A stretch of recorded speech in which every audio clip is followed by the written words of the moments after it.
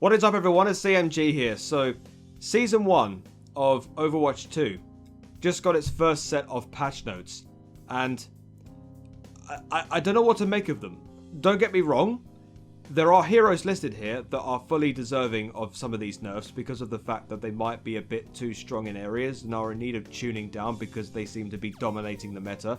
I'm looking at you, Junker Queen, but there are quite a few things added here that are extremely questionable as far as balancing the actual classes are concerned. I'm willing to bet that a lot of you support mains out there, myself included, because I've been playing quite a lot of Ana, are looking at these patch notes and are thinking, good grief, why are all DPS heroes getting this as a new passive? I'm sure you know what that passive is because you've probably already read it. And to be honest, I don't blame you, because on paper, this all seems a bit unfair. Now, again, I'm making this video a bit late talking about these patch notes because, as I've said in the past, I'd rather just take everything in by reading it a little bit before I give my honest thoughts on everything. Now, before I go ahead and continue on with this video, I would like to remind you all once again, if you like this idea for a video and you want to see more in the future, then go ahead and click on the subscribe button, send a comment, like the video, and then turn on your notifications. It really does help me out a great deal. For those of you that have done it already, thank you. I highly appreciate you. Now, where the hell do we start with all of this? We've got a general section. There's a graphic that I'm about to show you right now. So this is all of the information of the new hero updates going into Season 1 of Overwatch 2. As you can see, there are quite a lot of heroes getting a bunch of changes, whether they're buffs, whether they're nerfs, it doesn't really matter what they are. There are a few of them that I don't really care about. So Bastion, for example, I'm not really too bothered about that because I don't really play Bastion. Although, technically speaking, considering the fact that Bastion's had tons of changes since Season 1, since Overwatch 1, I guess you could say that's quite a lot of changes. We'll have to see. There are some heroes that definitely do deserve their nerfs. Obviously, clearly, Junker Queen has got a bunch of nerfs that we have to discuss. And there's also a few tanks as well that are getting buffs, i.e. Orissa, i.e. Diva. They're all getting buffs. I'm a big Diva main, by the way, so I'm really happy about these buffs, as you can imagine. Brigida, Reaper, Sojourn, Sombra, Mercy, Baptiste, and all the other characters that are getting either buffs or nerfs. So let's have a quick look at them. Let's have a quick talk about them. Now, obviously, the general section here talks about a massive damage roll passive that everyone's been getting quite ridiculed about, especially if you're playing support. But yeah, let's get through it. So the first point, I'm not really too sure about off the top of my head. Somebody needs to explain this one to me. Temporary health now grants 50% reduced ultimate charge instead of 0 ultimate charge. I don't know what this means. If anybody can sort of like let me know in the comments, if anybody is actually watching this video, then do let me know about that. But the next point is the one that everybody is getting rather worried about. So damage roll passive. Eliminations grant 25% increased reload and movement speed for 2.5 seconds. Does not stack with itself, but will refresh the duration. Now, this is a massive red flag here, especially if you're playing support, because imagine this, right? Imagine if you're out of position or you're in a relatively decent spot, but you've got a Tracer or a Sombra or a Reaper or a Genji in your backline not being picked up and you get eliminated. Suddenly, that DPS hero has got a increased reload speed and a movement speed for a good 3 seconds. Now, if that player is decent and your support line is already gone, then they've got a massive advantage because now they can reload faster, they can move faster, they can go into positions faster. Your tank is pretty much going to have a real hard time at trying to track you down, or track that said DPS down. And also, well, if your DPS aren't really taking much notice, they'll have probably died before you can say, pulse bomb ready. Yeah, this is a big problem. But the support characters are going to take a massive hit because, well, they're not going to be able to get away from DPS. I mean, especially when I'm just trying to get myself into the support role because I've been playing quite a lot of Ana, I've been playing quite a lot of Brigida, I've been playing Well, to be fair, I've been trying to practice my Baptiste. Now, I'm not going to have a big problem now because now I've got to deal with faster DPS that know exactly what they're doing and trying to eliminate me quicker than usual.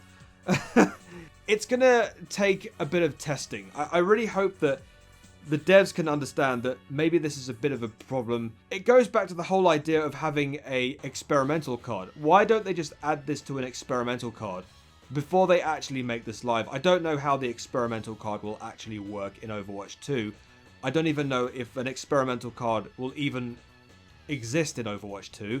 But if they do have an experimental card in Overwatch 2, don't you think maybe it would be a better idea to have all of these available there rather than just have it in the main game? Right? Like, it makes a lot of sense having that done. Because at the end of the day, this kind of passive being added to damage so early into Overwatch 2's lifespan, it's going to take a lot of playtesting to be able to understand that this should even be added. Because supports are going to have a real hard time with this.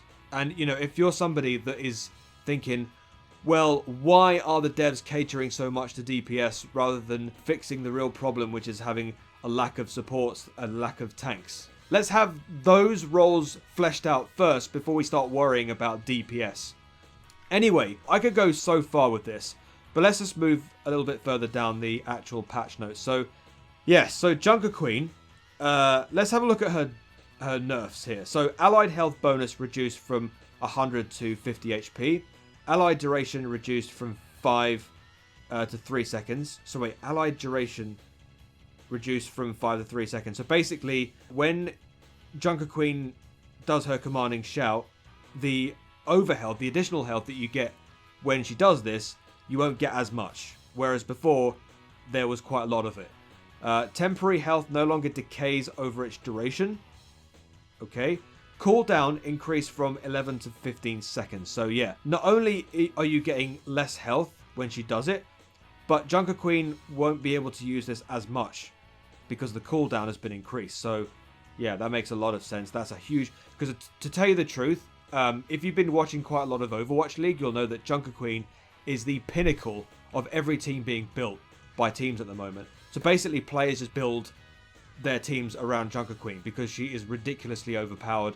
And yeah, the fact that Junker Queen has been really powerful in all teams, by the time Season 1 of Overwatch 2 rolls out, Junker Queen won't be as potent as before. So yeah, it makes a lot of sense that Junker Queen gets a bit toned down while other tanks get their rise up, which they're much deserved. So Orissa is one of these tanks. Base health increased from 250 to 275. Base armor increased from 250 to 275. And energy javelin cooldown has been reduced from 8 to 6 seconds. So, yeah, health and armor, she gets a bit of a buff there. And also the javelin, she gets to use that more frequently because of the cooldown being reduced. Okay, fair enough. Right, Diva. Diva mains rejoice, because I'm a Diva main, right? I play a lot of Diva. So, looking at these buffs is quite big. So, boosters impact damage increased from 10 to 25. That is a huge buff. So, when you knock back enemies, you're going to be doing a lot more damage than just 10 damage, right? So, yeah, you're doing a little bit over double, which is pretty okay, fair enough. Again, it's going to take a bit of playtesting to see how all of these play out. So, micro missiles cooldown reduced from 8 to 7 seconds. Cool Mech ultimate cost reduced by 12%. So, does this mean that her Cool Mech is faster? So you get your mech back a lot quicker than right now. I think I'm reading that off correctly. I'm not sure. So, yeah, massive buffs to Diva. I'm really pleased about this because I think Diva is getting a seriously low pick rate. So, looking at the current buffs, I'm hoping that Diva gets a bit of recognition that she kind of deserves, because a lot of the tanks definitely need a bit of a rework before Overwatch 2 comes out. So, yeah, it makes a lot of sense. All right, let's have a look at the other side of the graphic here that we're looking at right now. So, Brigida, Inspire duration reduced from 6 to 5 seconds. Okay, well, that's a bit of a nerf to Brigida. I don't know why. Again, it's this whole thing about these supports getting a little bit of nerf, and then suddenly we got like this massive damage roll passive. It just seems there's something going on here. Are the devs catering a bit more to the damage roll again? I'm not sure. Bastion Ironclad passive is enabled again. I don't know what this means. 20% damage reduction while transformed. Yeah, I don't play that much Bastion. Reaper Hellfire shotgun spread reduced from 8 to 7 degrees. Okay, that sounds like a buff to me. Again, it's another damage hero getting a buff. Because when you think about it, the spread has been reduced from 8 to 7. So yeah, that means Reaper's going to do a bit more damage than he's doing right now if he's close range, right? Again, this is another DPS buff. Sojourn. Railgun energy gain from non-player targets barriers reduced by an additional 50%. So that is definitely a nerf for Sojourn, because again, it's what I was saying before about if you remember a long time ago, I said that the Sojourn that you see in the beta is not going to be the same Sojourn that you see in the actual game. And I was right, because Sojourn definitely needs a nerf, because Sojourn is very, very, very satisfying to play. And I remember this. I remember this when I was playing the beta. Sojourn was my go-to pick in a majority of my games when I played her, because she was very, very satisfying to play. All you do is you do like a slide, and then you jump, and then you do tons of damage. You pump so much damage with your railgun into the enemy, and you got tons of value from it. So maybe she goes back into sort of more of a poke role, where she's sort of like more like alongside the backline, and then maybe doing a little bit of poke damage. A little bit similar to what Ashe does. Sombra. Hack ability lockout duration increased from 1 to 1.75 seconds. Okay, so that sounds like a nerf again to Sombra, perhaps. So hack ability lockout duration. Yeah, I think that sounds like a nerf. I don't know. I might be reading that off wrong. I'm not sure. But anyway, I could definitely go with a bit of a nerf for Sombra somewhere. Mercy. Pressing crouch during Guardian Angel now launches you straight up. Okay, so when you Guardian Angel towards somebody to try and heal them, if you press the crouch button, you go straight up. So basically, if you're being shot at as you're heading towards your teammate to try and heal them, you've got a defense mechanism to sort of like push you straight up. Or if you're trying to get onto the high ground, let's say, if there's somebody on the high ground that you're trying to get to, and you need some kind of mechanism to sort of like push you straight up, you've got the crouch button to do that. Okay, that's cool. Angelic Descent can now be activated by holding the crouch while airborne. Okay, so right now on console, you've got the L2 button on PlayStation to be able to do that. So when you're jumping off the high ground, you sort of like descend down rather than just fall down. You've got the L2 button to do that, as well as the jump button. But I believe you've got like an optional button to do that. Fine. Okay. And finally, we've got Baptiste here. So we've got the Biotic Launcher primary fire damage increased from 24 to 25. Okay, so a little bit of a damage buff for Baptiste. Okay, so he kind of like needs that. Biotic Launcher primary fire minimum fall-off range increased from 20 to 25 meters. Okay, so whenever you're launching your healing... Oh wait, no, hold on a minute. No, I'm reading that off wrong. I think what that means is you're going to do a bit more damage from long range. So the more farther away you are, the more the fall damage is sort of apparent. So if you're a little bit further away from somebody, the damage is going to be a bit more because of the fall off has been increased from 20 to 25. Okay, that makes a bit more sense now. So yeah, Baptiste is going to be doing a bit more damage. So yeah, I guess you could say that's a little bit of a damage buff for Baptiste there. But yeah, I think the main problem we've got here with this update is the damage roll passive. Again, as I said at the very beginning, I think we need to have a bit of playtesting and sort of like play the game before we can understand the fact that this might be a bit too problematic for supports, might be a bit too strong. But yeah, so there you go, guys. That's my take on everything of this new update going into Season 1 of Overwatch 2. Let me know what you guys think about this in the comment section down below. Do you think this damage roll passive is a little bit too strong? Do you agree with me? Do you disagree with me? Yeah, so as always, thank you very much for watching the video. If you like this idea for a video and you want to see more in the future, then go ahead and click on the subscribe button.